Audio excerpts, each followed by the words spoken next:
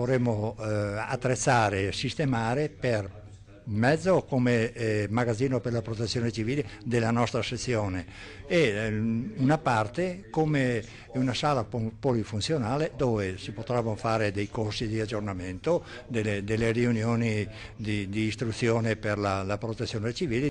Nuova vita per la caserma Tasso. Nei giorni scorsi gli uomini dell'ANA Belluno hanno illustrato al consigliere regionale Dario Bond e al responsabile della protezione civile Roberto Tonellato il loro progetto per il recupero degli spazi della caserma in centro città.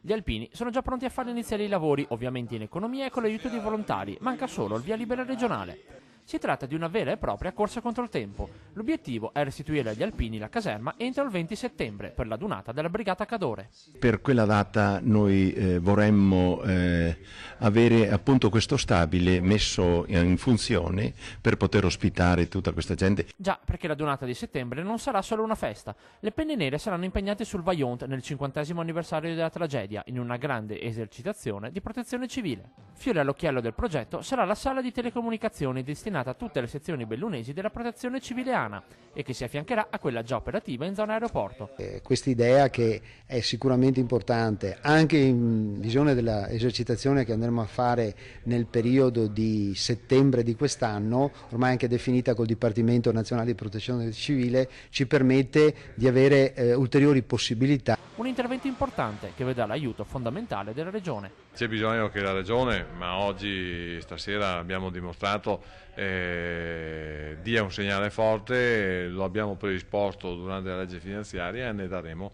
seguito con segni tangibili, non chiacchiere ma fatti concreti.